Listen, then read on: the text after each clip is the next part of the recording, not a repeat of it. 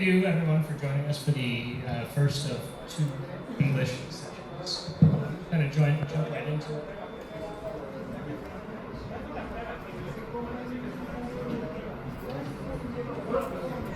So I'm going to speak about the circulation of Brazilian coins in and around New York, mostly in Philadelphia, the United States and the colonies before that.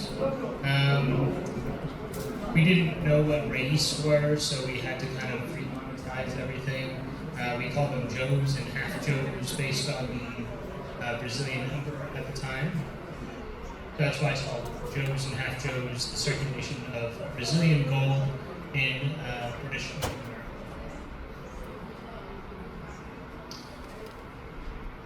The hard money supply of late colonial period through the first few decades of the early Republic of the United States proved a complicated mess. Throughout this period, silversmiths and goldsmiths played crucial roles in the circulation of certain types of money. From the regulation of gold coins to the identification of counterfeits, workers in precious metals carried out many of the functions that the United States Mint later assumed. To contemporaries, their work on the gold coinage that circulated would have been apparent and even signed the hallmark.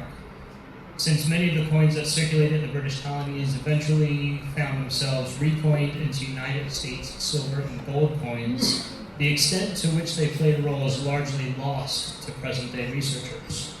The few regulated coins that survive the melting pots are cherished by coin collectors today, with most of the numismatic evidence otherwise destroyed. The written record becomes an important source of information. The account book of Philadelphia goldsmith Thomas Shields provides unparalleled insight into how goldsmiths facilitated the circulation of foreign gold coins. Beginning around 1750, Brazilian gold started to enter the British North American colonies in large quantities. They were by far the most used gold coins in the colonies and the United States through the second half of the century and into the next. Both the Joe, those in multiples of 800, and the Moidor series, the Moidors were in multiples of 1,000 rates, circulated there. But Joes and half-Joes were by far more common.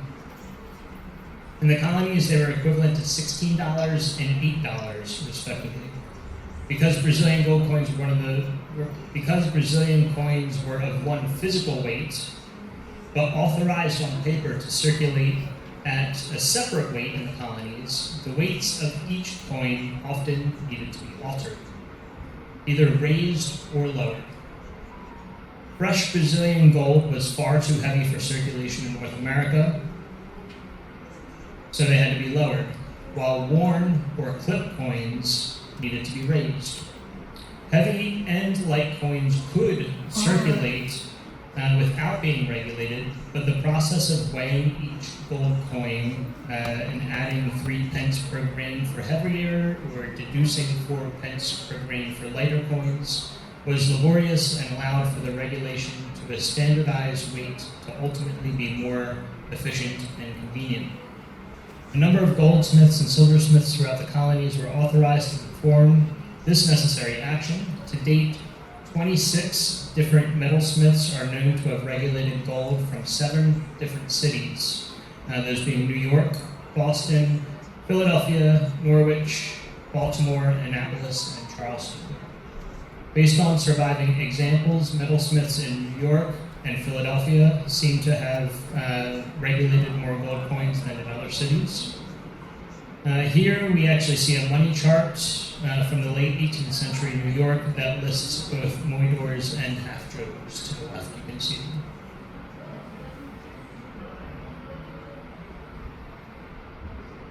Plugging and regulating gold coins was an essential component of its circulation, the successful circulation of these coins in British North American colonies.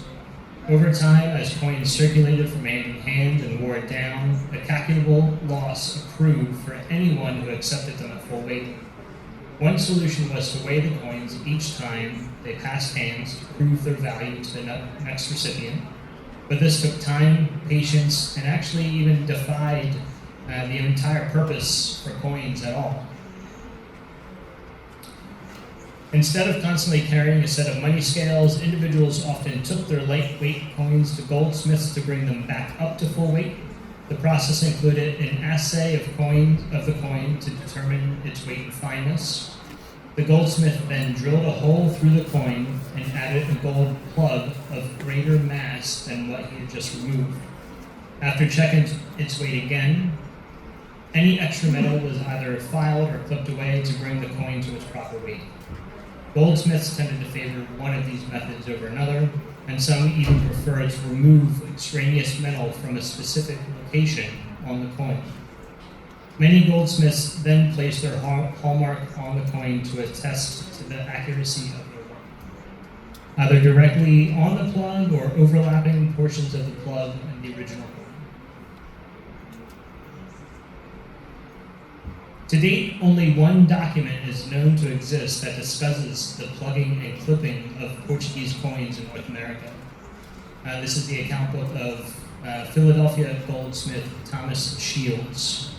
According to his account book, Shields plugged 37 individual coins between August 25, 1775 and June 25, 1783. He specifically mentions 3 different types for 11 of these coins. 14 Portuguese half-joes, 3 Spanish pistoles, or 2 escudos coins, and 1 British guinea. The rate he charged individuals fluctuated when more or less gold was required, but tended to have charged anywhere from 6 pence to 8 pence on top of the gold. According to money charts, during this period, gold was valued at about 3 1/3 pence per grain. This gave Shields a net profit of about 1 to 1.5 pence per each grain of gold that he added to underweight coins. That said, the economic rationale behind an individual choosing to have their gold coin increase in weight is perplexing, as it would have cost them more money than their coin would ultimately be worth, as the amount that the customer ended up owing Shields sometimes cost more than the gold that they actually added, and thus less than they would have gained by keeping the coin at its diminished weight and simply subtracting the value from its total. The entire process almost seemed pointless. Flipping a coin served the exact opposite purpose of plugging, to lower the weight of a coin. Comparing the number of gold coins that Shields clipped as opposed to plugged, one could easily assume that there were many more overweight coins entering the United States than underweight coins. While he plugged only a coin or 2 at most, sometimes a handful, Shields clipped coins by the hundreds. Unlike plugging, clipping coins was very worthwhile for an individual to pay Shields for the service under the right circumstances. Take the Portuguese half-joe for an example. When new, this coin had a weight of 221 grains. However, the coins were legally able to circulate in the North American colonies at 216 grains, so there's a difference of 5 grains. This process was especially profitable to international merchants who sometimes had access to hundreds of coins at a time, and then could retrieve some little bits of gold from each coin and then release them for a profit. As a result, Shields clipped gold coins for 2 of the biggest merchants in Philadelphia. In the 10-week period between August 25 and November 4 of 1775, Shields clipped exactly 2,087 gold coins for Willing, Morris and Company, and 609 pieces for Meredith and Kleiner. This total of 2,696 coins broke down as 847 doubloons, 659 half-joes, 2 pistoles, and 1,188 unspecified pieces of gold. We don't know exactly what they were, but we know that he gold coins nonetheless. The process resulted in great profits for everyone involved. On November 4th, 1775, for instance, he clipped 200 half-joes for Willing, Morris and Company. More than likely, the firm had recently imported these coins into Philadelphia from the West Indies, and the majority of them still weighed nearly 221 grains, leaving them 5 grains overweight than what they could legally circulate in Philadelphia. At the time, gold was worth 2 pence per grain, which was the amount that Shields charged per coin, regardless of which type he clipped.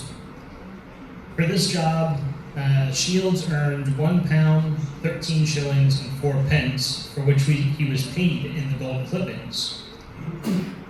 This left 3 grains of free gold to Shields' customers per coin. For the same transaction, Willing Morris and Company earned fourfold, about £6, 13 shillings, 4 pence. The final entry proves further interesting. Here, all the way at the bottom. Shields not only clipped 100 half-joes for Alexander Nesbitt, but he also remilled their edges for an additional 4 pence per coin, showing that it cost twice as much to remill the edge as it did to initially clip them. And all of this, even though we're clipping coins and reducing their weight, in Philadelphia it was 100% legal. So it's not an illegal activity whatsoever. I like to show this one. This is perhaps the most spectacular entry regarding an individual listing of coins. It occurred on December 7th, 1776, when Thomas Shields paid Joseph Sturgis with 6 half-joes, 38.5 Spanish American dollars, a French crown, 70 English shillings, 5 English guineas, and 3 pieces of gold equal to $4.50. Pretty cool. Further information on clipping gold coins can be found in letters from Timothy Pickering, who was the quartermaster general of the Continental Army during the Revolutionary War. In a letter dated December 23, 1782, Samuel Hodgkin, Commissary General of Military Stores, wrote to Pickering and states that, quote, the financer, Robert Morris, who is the same Morris of Willing Morris and Company that we looked at a few slides ago, the financer will not permit the continent to be a loser by the gold, meaning that he doesn't want heavyweight gold to circulate, and suggests that the pieces must be clipped. It's interesting, because as we saw in 1776, Robert Morris paid 2 pence per coin to Thomas Shields. By 1782, the 1 penny price, which is half the amount, quote, cannot be allowed, and tells Pickering to either pay the fee himself or to clip the coins himself. And he actually did the latter, even though he wasn't trained in this act. According to John Pierce, who is the Paymaster General of the Continental Army, and referred to in this same letter, clipping coins is, quote, easily and speedily executed with common shears. So now we're talking about how this task is done. Hodgkin then concluded his letter by asking Pickering to keep his operation secret. Again, although this was legal, the Army, not acquainted with such circumstances, might suspect fraudulent intentions. In his response, Pickering called the practice of clipping coins, quote, a shameful business and an unreasonable hardship on a public officer. Nonetheless, Pickering asked for a pair of shears, a couple of punches, and a leaden anvil of 2 or 3 pounds to complete the task, as well as information on what the legal weight should be.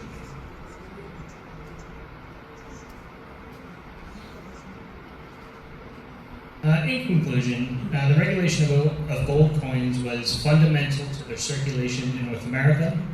While numismatists generally think that this was only including the raising of the weight or plugging of these coins, the process actually included both raising and lowering the weight of these coins. Reducing the weight was actually much more common than plugging the coins. As the account book of Thomas Shields shows, goldsmiths were absolutely fundamental in this process. Thank you. Just questions.